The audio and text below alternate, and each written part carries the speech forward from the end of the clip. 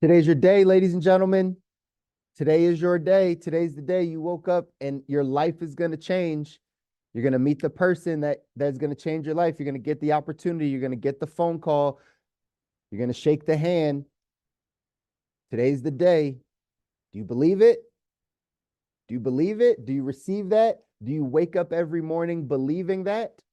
Do you wake up every morning believing that this is the day?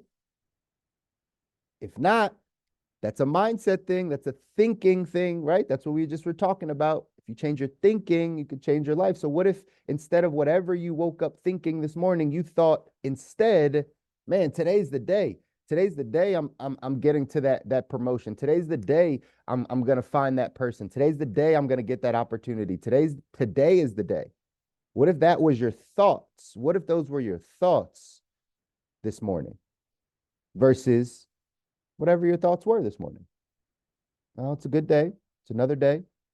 Maybe we're waking up with a little gratitude, but maybe we're not on fire. Maybe we're not on fire to know that, like, man, today's the day. I get another crack at this thing. I get another opportunity to change my life, one step closer to my goals, one step closer to my dreams, one step closer to the man or woman God called me to be. Like, that's what I'm waking up in every single day because I know that my potential is unlimited. I know that today God can change the whole thing around also. I know I understand these things, so I wake up in that mindset. I wake up in that mindset. I dropped a link to the video in there if any of you want to take a look at the video again. Again, just some basic things to get you excited, get you motivated, get you thinking a little bit differently, get you inspired, right? Those are the things that we want to think about to make sure our days are moving in the direction that we want them to move. It's that simple. In 177 mental toughness secrets of the world class, number 99 says the great ones are aware of their limitless potential. Do you know that your potential is unlimited? It's limitless. We can do all things, right? Through Christ who strengthens us. It's limitless potential, like limitless. But do you believe that? Is that your thought? Is that your belief? That's what we got to work on. It says here, people operating at the poverty, working, and middle class levels of conscious awareness seem to be governed by beliefs which keep them bound to a life of quiet desperation. Because most of us inherited and learned our beliefs from well-intentioned amateurs, it makes sense that the majority of us are convinced we can only go so far in life. Champions know this to be a colossal myth that has held millions of people in a mental prison. By the time most people figure out they've been sold a bill of goods, their lives are nearly over. The most common regret mentioned by residents in nursing homes is, I should have tried more things and taken more risks. The world class either receives professional level programming as a child or is lucky enough to be exposed, mentored, or influenced by one of the great ones along the way. The latter is far more common. Champions wake up one day and realize their possibilities and potentials are almost limitless. They realize if they are willing to pay the price, they can build a mentor and support team that can help them accomplish nearly any goal or dream they can envision. Say that one more time. They realize if they're willing to pay the price, they can build a mentor and support team that can help them accomplish nearly any goal or dream they can envision. After this realization, only a small percentage of people actually take the next step, which is deciding on the single thing they want more than anything else. This will be the primary focus and driving force of their lives. Most people fall by the wayside because they simply want too many things half-heartedly. The great ones make a decision and build a team and shake the world. A lot of things in here that we can touch on and maybe reflect on our own personal life or reflect on where we are. First, living your life to say, hey, I need to try more things. I need to take more risks. Jim Rohn quote, discipline weighs ounces, regret weighs tons, right? Discipline weighs ounces, regret weighs tons. We don't want to get to the end of our life and have a bunch of regrets. I wish I would have tried more. I wish I would have taken that risk. I wish I would have quit that job earlier. I wish I would have stuck it out in that relationship. I wish I would have done it. Like We can't go to our grave with all of these regrets. We got to live life. We got to take the risk. We got to know exactly what we want to make happen and then spend every day going to get that. You can't fall into the trap, ladies and gentlemen, the trap of the poverty, working, and middle class levels of consciousness that says, I want a lot of things half-heartedly. Sure, I want this. Sure, I like that. Sure, I like that. But if I don't get it, I'm also okay. That's wanting too many things half-heartedly.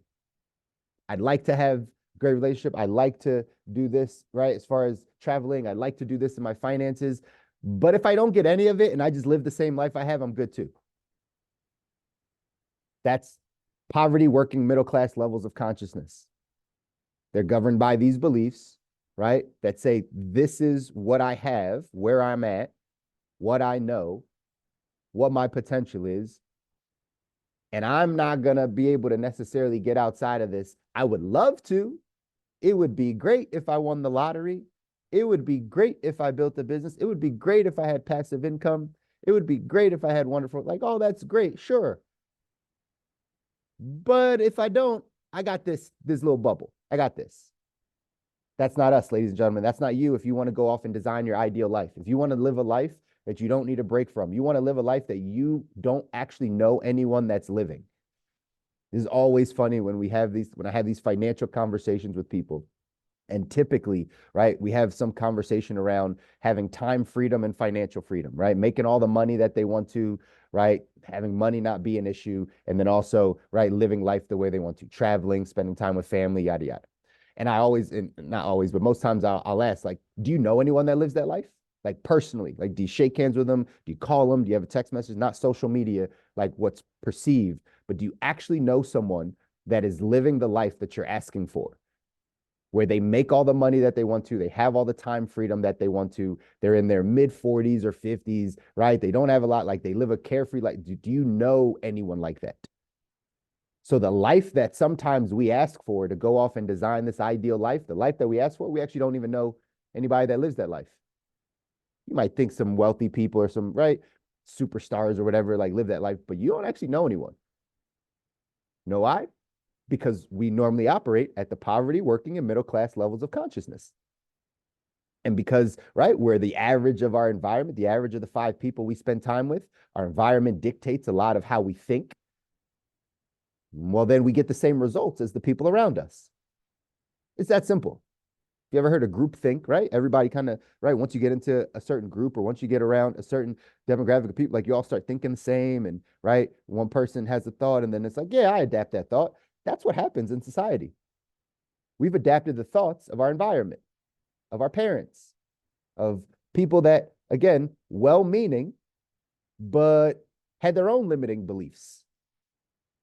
No one poured into them. They didn't have mentors. They didn't have coaches. They didn't have a support team.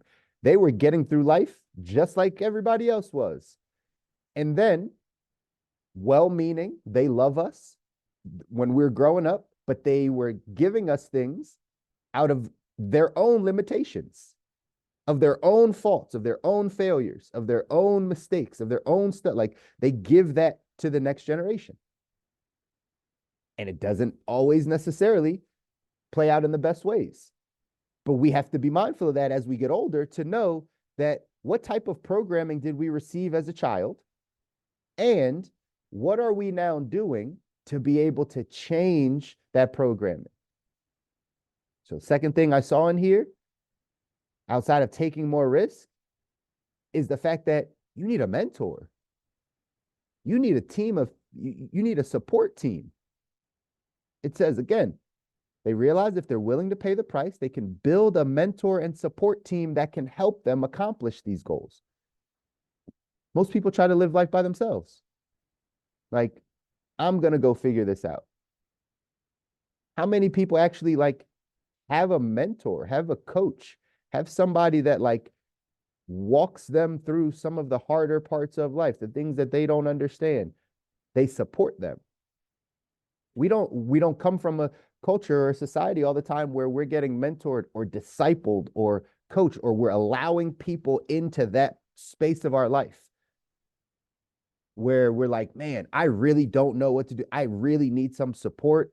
And I have people around me or a person around me that can pour into me, that can make sure that I'm heading in the right direction, that can give me a different way to think about something. You know, the reason why mentors and coaches really work is because they point out our blind spots.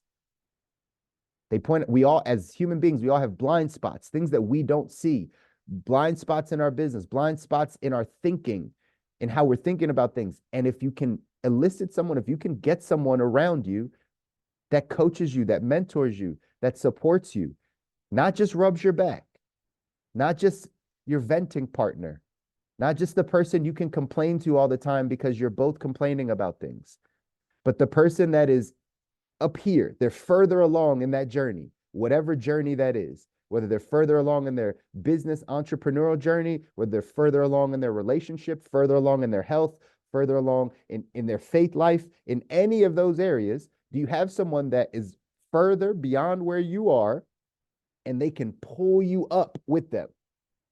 That you respect them and value them enough to take heed to what they're saying, whether you agree with it or not.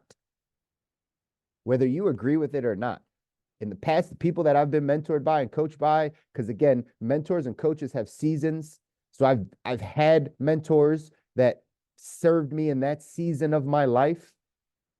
And then, right, we change states or we move or we lose contact, but they served me in that season of my life. And there were plenty of times in the seasons of my life where I did not agree with what my mentor was telling me. He saw something that I didn't see. So if I just wanted to keep thinking like me, I would keep getting my same results. So I had to take heed and be like, well, you see it. I respect you. This is why I came into this. This is why I asked to be a mentee. This is why I wanted to be discipled or coached or mentored by you. It's because I value you. I see you, right? I know you have integrity. So I'm going to listen, regardless if I agree with it or not. That's what it means to be mentored and coached. And again, if you understand you have limitless potential and you build a mentor and support team, you can get to wherever you want to go. You can't do it by yourself. We need people to pull us up. We need people to pull us up. Always remember that. I used to give people this 33% theory. I don't remember where I heard it, but probably took it from somebody. But this 33% theory says this is how you become a well-rounded human being. Someone that, right, like actually, moves through life with some forms of joy and happiness and those things, right? 33% theory. If you can find a way to spend your time with one, people that are at your level, that are running with you, that are thinking like you, that are doing the same things as you, that are, right, you're trying to move in the same direction. You jumping on these calls, you're reading similar books, you can have similar conversations about ideas. We call that in business a running mate. Do you have someone that is at your level that's running with you? 33% of your time should be spent with them. 33% of your time should be spent with people 5 years your junior or, right, somebody below you that you're trying to pull up to your level.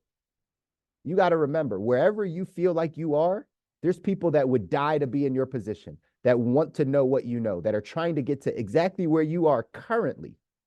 You might not think you're super far ahead, but I promise you there's some people out there that want to be where you are right now. Question, are you spending your time mentoring anybody, pulling anybody up, supporting anybody, giving people any wisdom, helping people get to where they want to be? Are you pulling someone up? 33% of your time should be spent by that, or spent with those people. Want to know a little tip also? If you ever get super depressed, if you ever feel like a lot of stuff going on inside of your own body, anxieties, right? You slow down, you go serve somebody. It'll get you out of it very quickly. Because typically when we're focused on our own emotions, on our own situation, we have to get out of our way and go serve another human being. Go to the shelter, go feed a homeless person, go to church and serve, like go call people that you know are down and out, like go serve somebody, go pull somebody up, go help someone. 33% of your time needs to be spent there. The other 33% of your time needs to be spent with people pulling you up. 10 years your senior, 15 years your senior, ahead of you in a certain area, pulling you up so that now you can get to a higher level of consciousness, so you can get your blind spots worked out. You gotta be pulled up. 33% theory. If you can figure out how to do 33% of your time in each of those areas, people that are at your level, that are running, that are thinking like you, that are moving, 33% of your time supporting another person, pulling them up, giving them wisdom, mentoring and coaching them, and then 33% of your time actually getting mentored and getting pulled up, your life will be great. Evaluate that right now. Where do you spend your time? Most times, not all of you on the call, but most times we only spend time with this group of people, and most of them aren't even heading in the direction we want to go, right? We're at the people that are on our level, also the comfortable people that we know, our friends, our family, the people that are closest to us, but most of them aren't even heading in the direction we want to. So that's not even really spending time with people on your level. It's just who you're comfortable with. Every once in a while, I'm sure all of you have integrity and a great heart. I'm sure every once in a while you support someone, you pray for someone, you mentor someone, right? You help give someone a resource. But who's pulling you up? Who's supporting you on these days? Who's pointing out your blind spots? Who's helping elevate you? These become the things that we start working on to get to the life that we want. And that mentor piece is huge. I see too many of us going through life by ourselves. I'm just about to make a call later today, right? I make a call later today to a lady that I've had a great relationship with. She hit some hard times in her life, right? And now she isolated herself. She isolated herself. That's a trick of the enemy, right? When we go through things, he wants to distract us and isolate us, pick us off, right? And we fall into it every time. We fall into it every time. It's like, man, this is now happening in my family. I need some time. Well, that time you take, you're isolating yourself so the enemy can come pick you off. So now he can get in your mind so that he can distract you, right? And then 3 months later, I get a text that's like, right, I'm not in a good spot, can't do business anymore, right? Thanks for your help, right? But she's going to go right back to isolation if I don't call it out and be like, hey, who's pulling you up? I know you're going through a rough time because we all do, but who's pulling you up? And if you got nobody, wouldn't it make sense to stay close to the fire? Would it make sense to stay close to people like us that want to encourage you, that want to pull you up, that want to make sure that your life is better, that wants to make sure that you get to your goals and dreams, that wants to make sure that you're supporting your family? Doesn't it make sense to get closer to those people, not further away to deal with your problems? If we change our thinking, we'll change our life. If we change that, like little thoughts like that, I'm better over here to like figure this out until I get good. What if we said, no, while I'm going through this, let me press in more. While I'm going through this hard time, let me reach out to my mentor more. Let me get closer so he could help me through this process, so she could help me through this process so I don't have to deal with it alone. That's just a change in thought. That's all it is. But that's how we get to the life that we want, ladies and gentlemen. You got to know that your potential is unlimited, but you got to start doing some of these things. You got to start taking some of these risks. You got to start making sure that you are getting around the right people. You are pulling people up. You are supporting other people, right? Pulling them up. You're running with the people that are thinking like you, that are actually going in the same direction. And you got to go find some mentors. You got to go find some coaches. You got to go find someone to disciple you. You got to go find out what your blind spots are so that you can put in the action, the work, right, to go off and design your ideal life. That's why we do this, y'all. So we can go out and design our ideal life. I love y'all. I want you to win. You deserve to win. Your families deserve to win. I'm telling you that because I don't know that anyone else tells you that. In all honesty, I don't know that. No one really told me that. No one told me that, like, my family deserves to win, or that I deserve to be wealthy, or I deserve to have all the good things that come to me. I had to reprogram my own brain. So now what do? I give that to everyone that I come across. Hey, listen, you deserve this. Whatever you're working for, whatever that life is, you deserve it. Your families deserve it. You deserve it. But you got to work. You got to change your thinking. That's what you got to do. And we're going to make that thing happen. I love you guys. Enjoy your Wednesday. We're here. We're going to grow. We're going to make this thing happen and invite other people that need to hear the message. And we'll be back on Friday. All right.